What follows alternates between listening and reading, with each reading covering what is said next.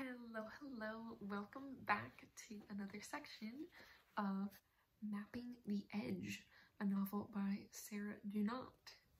Trying to speak a little bit quietly because, well, the situation is, it is 10:35 at night. It's finally the first opportunity I've had to record all day, but I really wanted to get this section out for you guys. We just started this book last, I guess it was Tuesday, and yeah, it is a mystery, so if you're interested in following along from the beginning, just go back one section. There's a bit of a storm going on outside, so I hope that that does not interfere too much noise-wise, but we are gonna get through as much as we can in about 45 minutes, so grab yourself a little cup of something to drink and relax. Let's jump right in on page 28. Away, Thursday, p.m. Anna took the stranger's advice and got to the central station with time to spare. But although there were a number of market stalls laced around the outer edge of the square, there was no sign of any Senegalese boys selling horses. The discovery annoyed her. She should have bought it when she had the opportunity. It was too late to go back to the shop now. She would have to risk finding something suitable at the airport. She ran up the stairs into the entrance. The central hall, with its fake monumental architecture, was choked with people. Along the left-hand wall ran a set of ticket windows, all of them sporting queues 3 deep, the occasional Florentine lost in a mass of tourism, the seasonal crush of the long vacation. Thank God she had got here early. She joined the shortest line, which wasn't short at all, and checked the timetable board high above her. It told her that the last train to Pisa Central had left 25 minutes before. There was no 6 p.m. service listed. The next airport train was at 7 p.m., an hour and a quarter away and too late for her to make her flight. She looked around for an information window, but was concerned about losing her place in the queue, which was already stacking up behind her. She was frantically thinking about buses when a voice behind her said, "Hello?" She turned to see the man from the shop that morning standing before her, his jacket off and a worried look on his face. "Oh, thanks God, it is you. I'm so pleased to find you. I have been looking all over the station. You remember me, yes? From the shop this morning?" Yes, hello, what? I'm so sorry, there is a change with the trains. There is no more 6 o'clock service to Pisa Airport now. They're running on, what is the words? Summer times. I did not realize." "You came all this way to tell me that?" He laughed. No. A friend was going to Rome. I brought him to the train, but when I checked the board, I remembered what I said to you. So I can't get to the airport from here. Not in time for your plane, no. Your flight is, what, 8 o'clock, you said? 7:45. How about a bus? He made a clicking noise between his teeth. No, there is, how you say, a dispute. The drivers from the airport don't go. They want more money. There is a sign outside. You must have passed it. That's why there are all these people. Why don't they run more trains? He said nothing, confining himself to one of those gestures that tell, in any number of languages, of the unfathomable stupidity of the authorities. No trains or buses. If she missed this plane, it would be a nightmare. The flights were packed. It had been a stroke of luck to get space on this charter as it was. But if she took a taxi from here, it would cost a fortune. She would have nowhere near enough Italian currency to cover it. She looked around for an exchange office. Please. In her anxiety, she had almost forgotten he was there. You must let me help. I have my car outside. The autostrada, is quite fast, and we can get there in 1 hour. Plenty of time, yes? She shook her head. It's okay, I'll take a taxi, but I have to change some money first. She was already moving away, but he stepped into her path. Signora, please. This is my fault. I gave you the wrong information, and now you are in trouble because of me. Let me help. I live near Pisa. I go that way now. The airport is not far from my home. Please, let me help you." It wasn't that she didn't think of refusing. On the contrary, the advice she had already drilled into Lily, never accept anything from anyone you don't know, she had taken instinctively. But there was another imperative at work here, the need, this time, to accept the kindness of strangers. After all, wasn't that partly why she had come back, to rediscover some spontaneity in herself, some sense of the possibility of life? Only connect. Like many Grand Tour teenagers, she had first come to Italy with A-level EM. With A-level EM Forster novels, singing in her head, sporting his exhortation to life as a badge of romantic courage. 20 years on, it might seem cheap to apply a literary aphorism to something as mundane as a lift to the airport.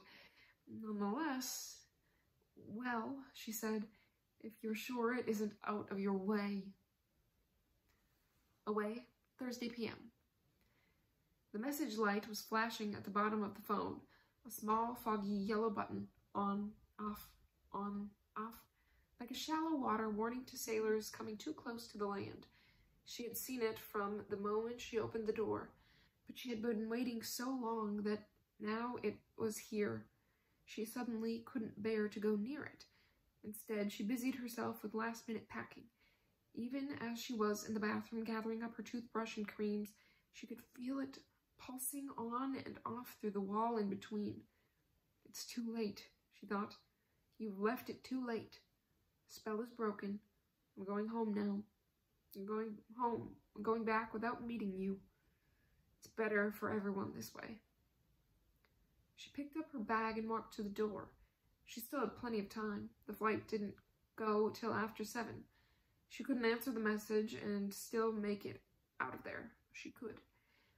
But somehow she knew, that temptation would be too great. She closed the door and walked down the corridor, the key clasped in a tight fist in her jacket pocket.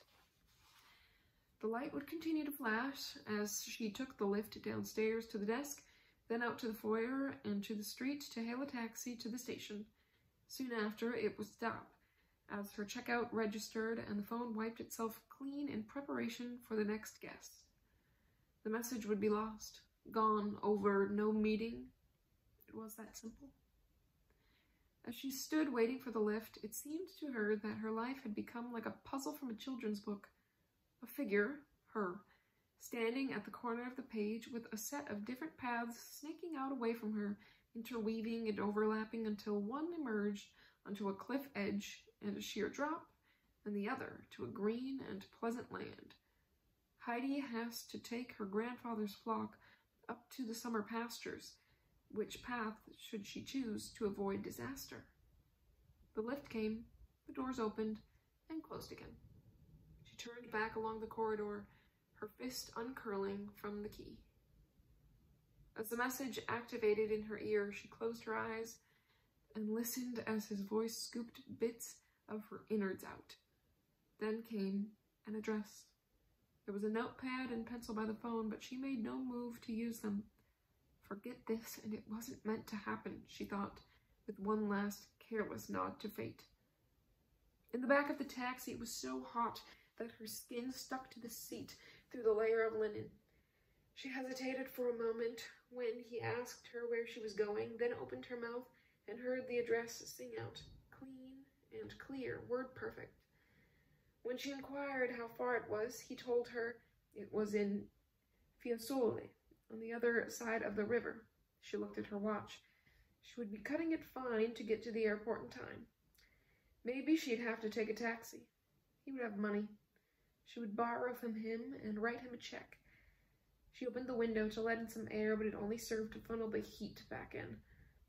A few streets on, they drove past the market where she had bargained for Lily's wooden horse on that first morning. It seemed so long ago. Her fingers closed over the hold all on her lap. Home, Saturday, early a.m. Paul's footsteps went up the stairs, then stopped, next to Lily's room above. She must have been asleep, because almost immediately he climbed the next flight. After a while, I heard the toilet flush, and then a door close. If I picked up the phone right now, I might hear him on the line to Michael. Might I hear him on the line to Michael? Anna says they keep night hours, regularly staying up till 2 or 3. She says it's only a matter of time till they move in together. I thought it might make her feel strange, seeing Paul enjoy domesticity with someone else, but she likes Michael, says he's older than his years, and that he doesn't let Paul get away with stuff. She approves of him. So does Lily, apparently. It seems he has the secret of not trying too hard, and that he knows how to make her laugh. Which, in my experience, means that she has decided to let him. So, does this mean Paul is a man with 2 families now? Probably. I sat and drank in the kitchen. Through the windows, I could make out the shadows of the little garden, its patio stones, its borders, its colored climbing frame. It had been such a rubbish dump, a builder's scrapyard to judge from all the crap we had moved out of it the weekend after she moved in. It had been summery then, too, though nowhere near as hot as now. She had had no money to hire help, so she called in friends. Free beer and food and all the pickaxes you could wield. We had filled 2 skips. Lily was slung in the hammock nailed between the clothesline and the elder tree at the back. Every time she cried, whoever was nearest rocked her to and fro. We ate lunch standing up, hunks of bread and cheese and salami. Paul said it looked like a bad Italian movie. Sweat, sunshine, and the rich pleasure of working the land. It was one of those days that everyone would remember. Something about it summed up a generation and an age. Where and who were they now? All these people, successful enough to have their own gardeners, no doubt. I'd liked them well enough, though they had been her friends rather than mine. Did she still see them? Did they exchange Christmas cards? She didn't talk about them, or not that I could remember. Come to think of it, she didn't talk about anybody that much, except for Lily, of course, and Paul, and more recently Michael. Presumably I would find their numbers in her phone book if I needed them. At what point do you start checking with acquaintances rather than friends? I was beginning to hear the vodka talking, the telltale signs of maudlin creeping in, like reaching the worm at the bottom of the mezcal bottle. In Amsterdam, it was nearly 3 o'clock in the morning, and I would be a long time gone by now. Night shadows. I turned off the light and went upstairs. Her bedroom was unnervingly tidy. The bed made and the cover unrumpled. It looked almost planned. The room of someone who had packed knowing that she was going to be away for a long time. Then I remembered that Patricia would have been here since, would have hoovered the floor, hung up the clothes, and generally cleared away the worst of the mess naturally associated with Anna's lifestyle. I opened up the cupboards to reassure myself. A great crush of clothes burst out at me, bringing with them the unmistakable scent of her, leftover perfume and body smell mixed together. A person's smell, it is such a powerful statement of them. I turned, almost expecting to find her standing behind me, but she wasn't there. I went into her study next door. It was a mean little space, the famous extra bedroom of estate agents' jargon, in this case not helped by all its furniture, a desk, a filing cabinet, a computer terminal, and everywhere paper and books. Not even Patricia would or could penetrate this jungle. I sat at the desk and switched on the light. If there was something to find, it would surely be here somewhere. I sat back in the chair. On the notice board above the desk, a group of photos was pinned at eye level.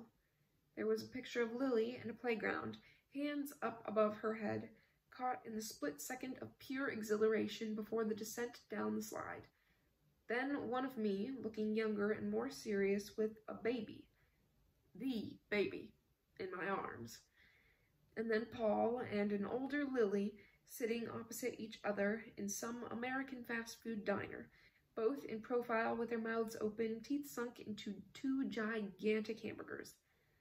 The year before, Anna had done a freebie fly drive travel piece for the paper about Montana, and Paul had joined them on his way from LA, and they had spent a week touring the Rockies. The last picture was of the three of them sitting on the bonnet of the car with the desert stretched out behind them, grinning into the lens in a delayed action shot. Happy family on vacation, seeing the sights, clocking up the miles, spending nights in motels where they slept 3 in a bed, curled around each other like the petals in the inside of a flower bud. Spot the difference between this and the perfect family. No sex, please. The man's gay.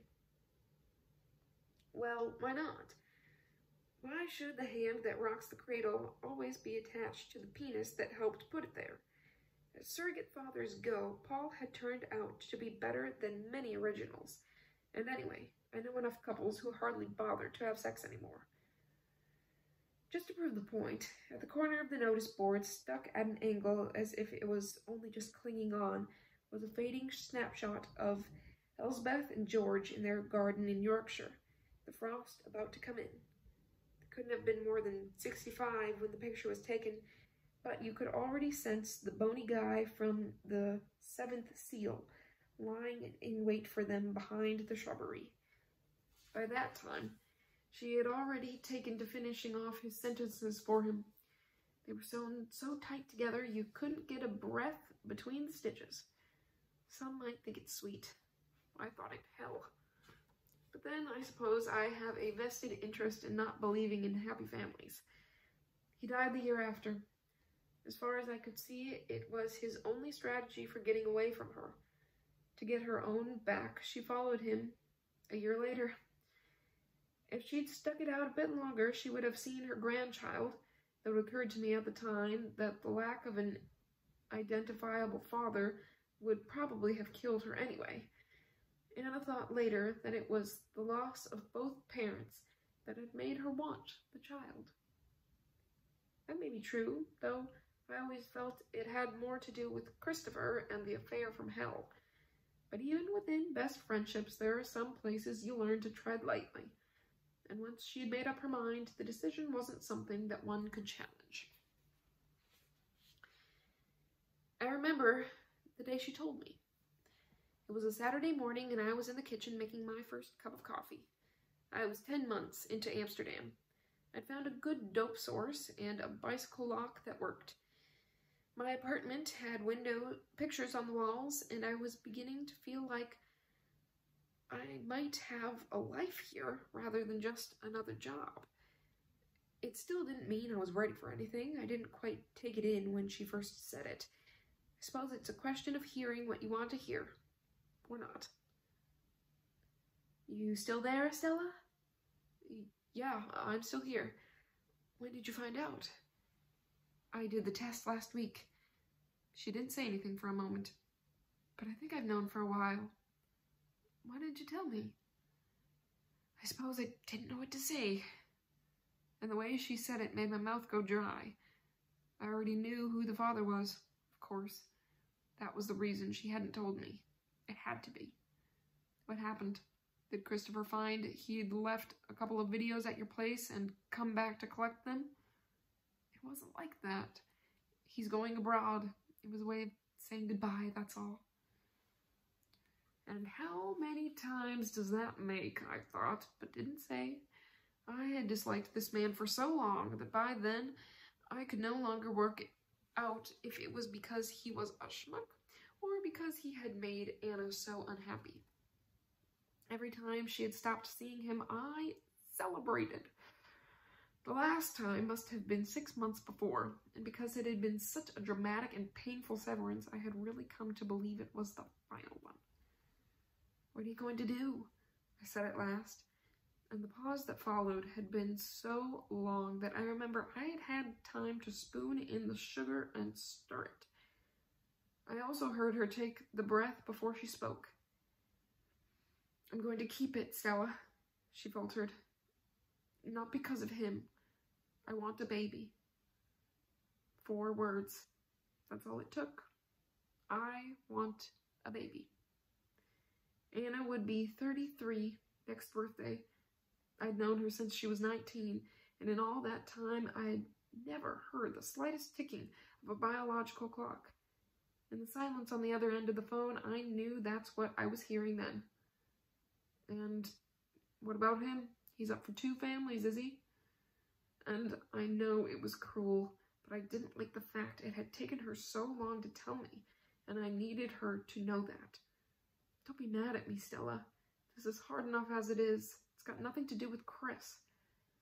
I caved in immediately. "I'm sorry. What does he say? Have you told him?" "No, and I'm not going to. He's not going to be here. He got the correspondence job in Washington. That's what he came to tell me. They leave next week." And I remember thinking, hallelujah.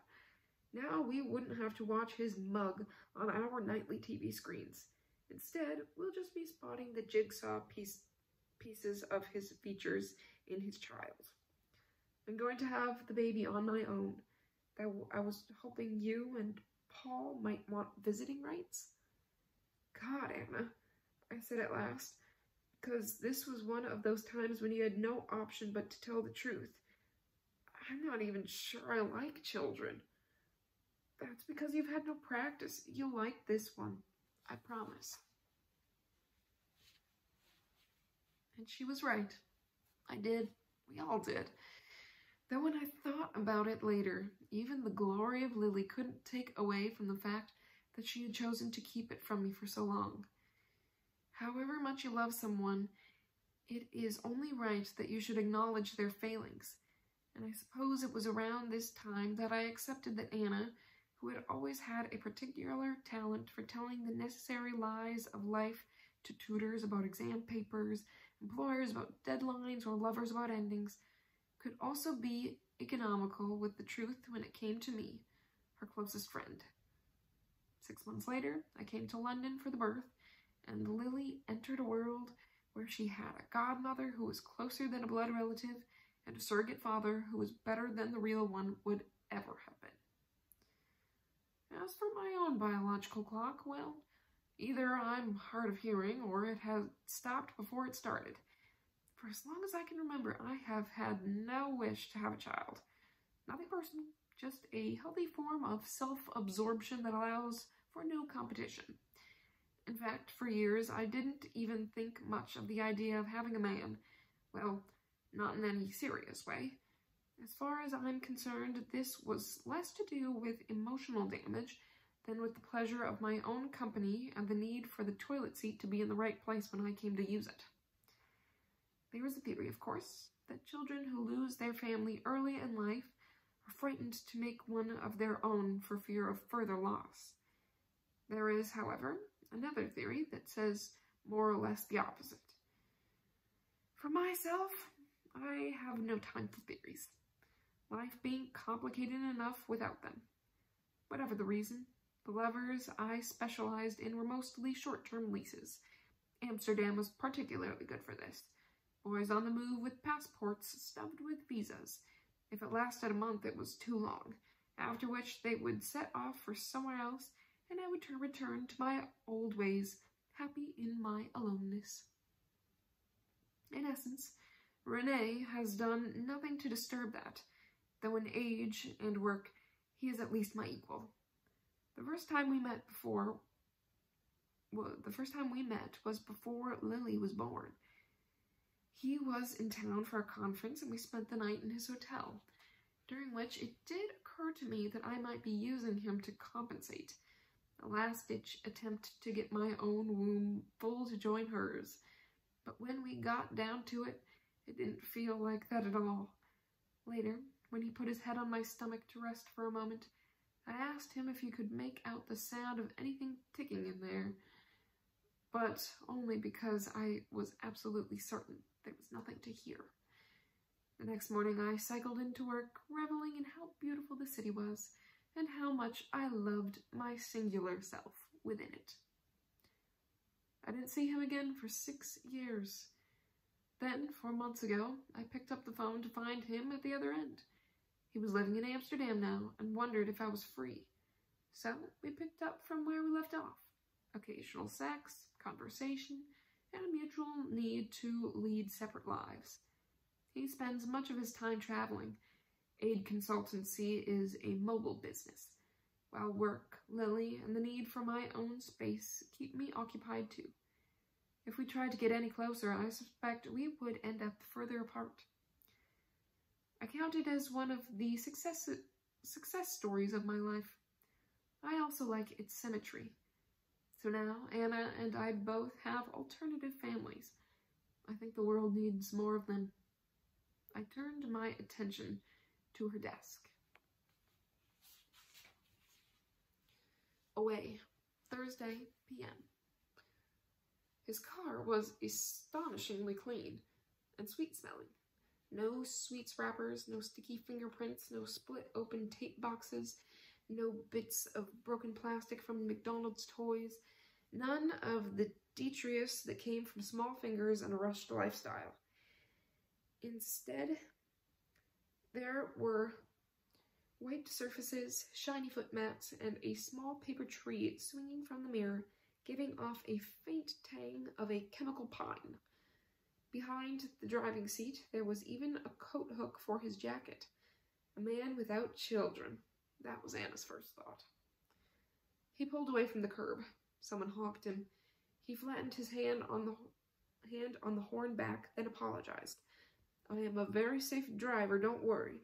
We are maybe 1 hour from this airport, though there will be worse traffic now because of this. On their left, they passed the market stalls. Scarves, posters, wallets, t-shirts, no horses. He glanced at her. You must be angry, yes? First no horses, then no trains. The Africans are usually here. I don't understand why they are not. It's all right, she said, letting her head fall back against the headrest. It's more important that I catch the plane. Of course. Oh, I forgot. You like cappuccino? Yes? Good. He motioned to a brown paper bag sitting on the seat behind her. You have sugar? Yes, but... When she didn't take it, he lifted one hand off the wheel and reached back to get it himself, then handed it to her. Please. He seemed slightly flustered, as if she was somehow not reading his behavior signals correctly. It's still hot, I think. I got it from my friend to take on the train, but he didn't want it. It's a shame to waste it, no? As he said this, it struck her that he might be gay. That would explain the spotless car, the classy clothes, and the almost exaggerated politeness. Anna thought about Paul and the way he had embraced her child-filled chaos. Maybe there was something about her that attracted gay men. No doubt a lack of predatory sexuality, she thought, almost ruefully. Please?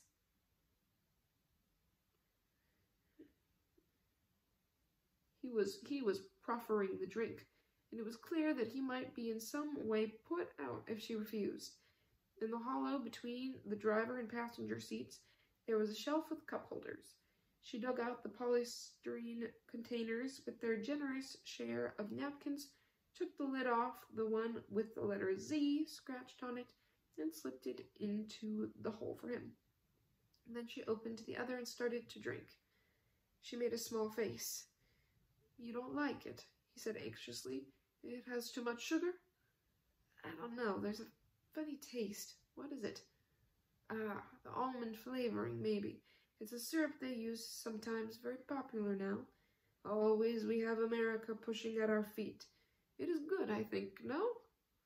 Yes, she said. In fact, the flavor was a little strong for her, but In the stale heat of the car, she was in the need of the lift of caffeine. She drank it quickly. So, he had pulled up at a set of traffic lights. The phalanx of transport. A phalanx of people surged across the road. Office rush hour and the opening of the shops after siesta. Florence at its craziest. He smiled at her. Now you can relax. He sounded like a host at a dinner party. I will get you there in good time. It's very kind of you. Not kind, it is, how you say, the littlest I can do. The least.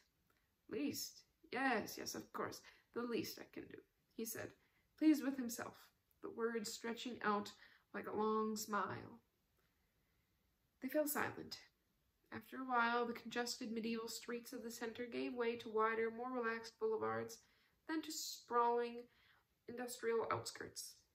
Italy was as new as it was old, as ugly as it was beautiful. Anna had always liked that about it, had found it reassuring. She tucked the empty container carefully back into the bag, observing the house rules of tidiness. He was still drinking, lifting the cup from the holder and taking a series of small sips, as if the liquid was still too hot to drink comfortably. She glanced across at him.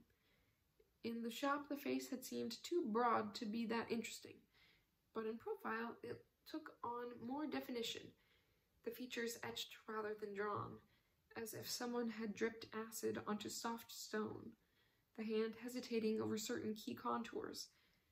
Where she had first thought 40s, now she was not so sure. He might be older, it was hard to tell. There was a quality of containment about him that made it difficult to determine what lay beyond the politeness. Maybe he wasn't gay after all. She thought of his life trailing out behind him like smoke from a plane exhaust. She saw them intersecting. Two silver trails in an empty sky, merging, then passing. Except it wasn't ships that passed in the night. Wasn't it? She tried to reform the image, but realized that she had lost it. She felt suddenly rather weary, worn out by travel and the demands of politeness. So you like horses? They were almost onto the autostrada now, filtering into heavy traffic, all moving at speed. Oh, it wasn't for me, it was for my daughter. Your daughter? He seemed surprised. You have a daughter? Yes, And this time he went looking for words. You don't look like a mother. It wasn't immediately evident that this was a compliment. Could this be some kind of elaborate pickup? She thought. If so, would she be annoyed or flattered? How old is she? 6, nearly 7. He drove for a bit. You don't buy her guns? Guns? Isn't that what women do now to make their children without sexism? The sheer naivete of the remark made her laugh. Someone had once bought Lily an electric car, all fast chrome and flashing lights. She had played with it twice, then left it to rot under the bushes where it had crashed in the garden. She doesn't like guns or swords. They bore her. Some things you can't change. He nodded, as if that idea pleased him. And your husband, does he agree? I don't have a husband. I'm a single parent. She added the last sentence with a touch of defiance, just in case the listener might see it fit to quarrel with this vision of the world. I see, he said. That is all right for you? Yes, she said.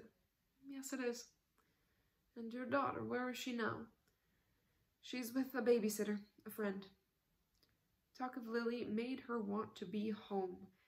It was always worse on the return journey. As if she were a homing pigeon fixing on its spot, the emotional radar kicking in. She looked at her watch. 20 to 7. There was a 1-hour time difference. Lily would be home from school now.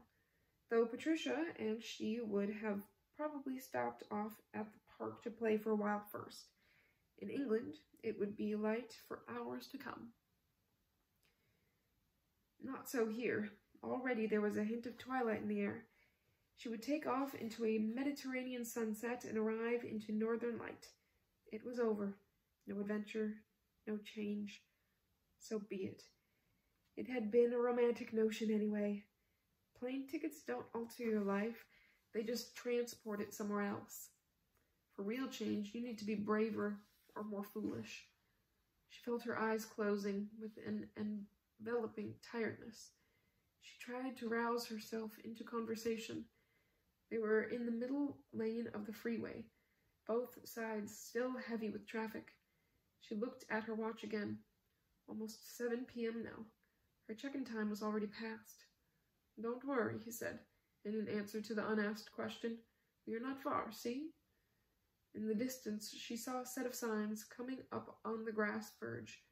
One to the right, bearing the symbol of an airport, a set of silver wings already airborne. She felt herself suddenly nauseated, as if the sight of it had given her a kind of instant vertigo. She fumbled with the door controls. "I'm sorry, I need to open the window a little. I need some fresh air." He glanced at her quickly. He pushed a button and her glass slid silently down. A wall of fume-clogged air hit her, worse than the recycled atmosphere in the car. She felt her eyes water with its toxicity. She tried to close the window. Again, he did it for her. "I'll turn up the air conditioning. We'll be out of the traffic soon. Why don't you lie back and shut your eyes? We'll be at the departure terminal in 10 minutes. She wanted to tell them that she was okay, that it was just a touch of travel sickness, and that all she needed was to be out of the car, but then she began to feel decidedly worse, as if her brain were filling up with poisonous fog and she was drowning in it. She put her head in her hands. Then, when that made her feel sicker, she did as she was told, leaning back against the seat rest and letting the darkness flow in. She closed her eyes. She might even have moaned. The last thing she heard was the click of his traffic indicator, signaling their way right across the freeway toward the airport lane. Away, Thursday, p.m. The room was generous, its proportions dating from a time when the wealthy saw fit to have a reminder of heaven above their heads. The ceiling would have been a fresco originally, baby-fat cherubim flitting around the Holy Trinity, rearranging their robes, punching exuberant little fist holes into the cloud cover, while a chariot of aspiring mortals, generals and nobles of the house, stood watching from the side. But fashion and time had long since wiped out such sensibilities. The ceiling was now a barreled expanse of grubby white, grubbier at the edges where decades of dust had coated the cornice gray. The floor looked original. Worn yellow ochre tiles with a geometric border, chipped in places. In contrast to the rest of the decor was jarringly modern.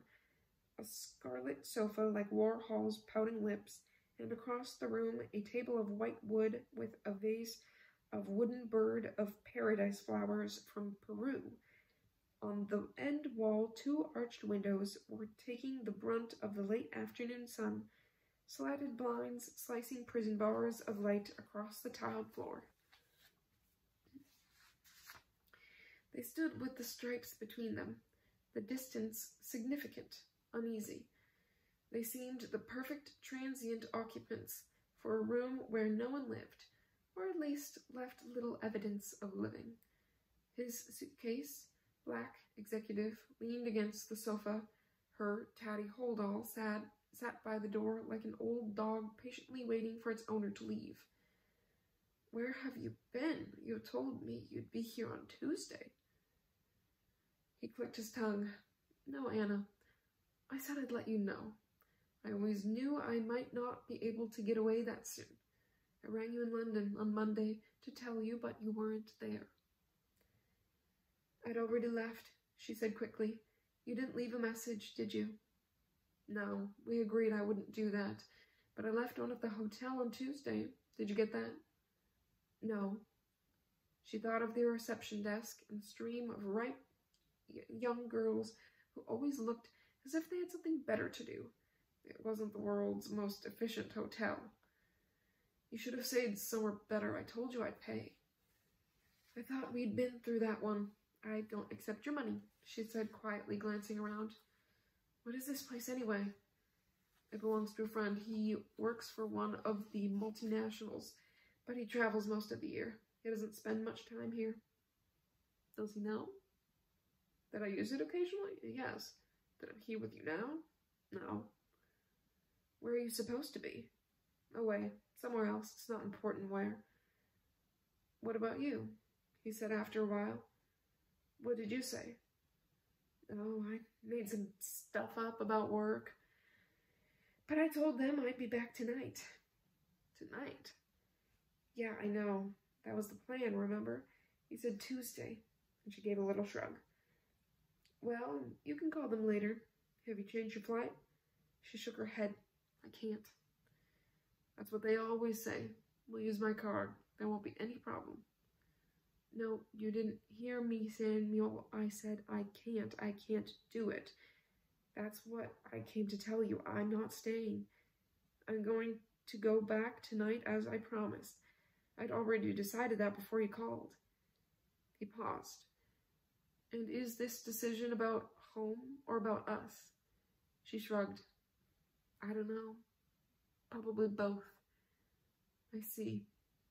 So why are you here now? You didn't leave a phone number on the message.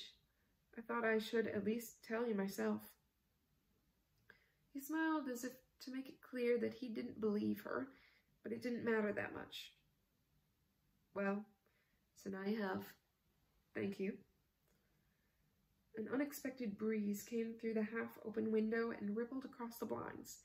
The shadow stripes on the floor seemed to grow and shrink with the waves of light. She knew it was her turn to talk, but she didn't know what to say.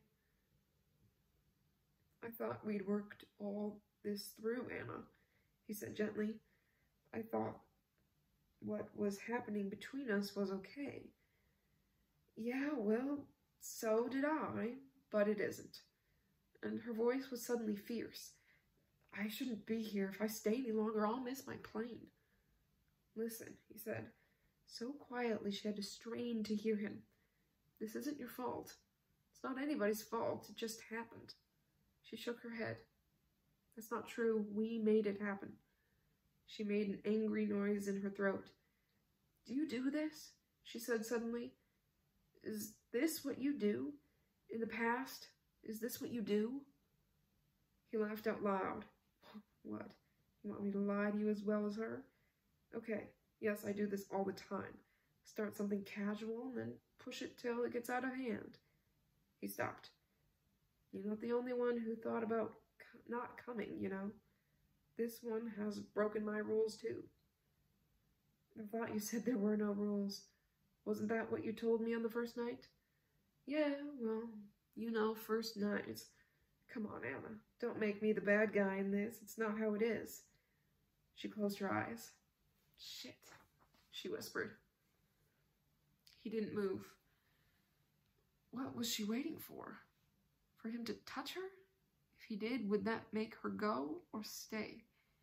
He shook his head. I can't do it for you. Do you understand? That's not how it works. You have to make up your own mind. Time passed. She took a step toward him. If she didn't get back that evening, Patricia would take Lily home to stay with her. She would read her a bedtime story and take her to school next morning, and Paul would pick her up as usual. Lily would be fine. She was a happy little girl whose life was filled with people who loved her. She would make recompense later, to everyone. After all, it was only a night or two, and everybody deserves pleasure sometimes. A chance to store up summer heat for winters ahead. As they came into each other's physical orbit, the heat of their skins burned off the remaining layer of conscience. The air relaxed. Her hold all remained where it was on the floor, the airline ticket tucked coyly into the side pocket. and we are going to stop there, picking up next time on page 49. Thank you for joining me for this section of mapping the edge, and I will catch you next time. Bye!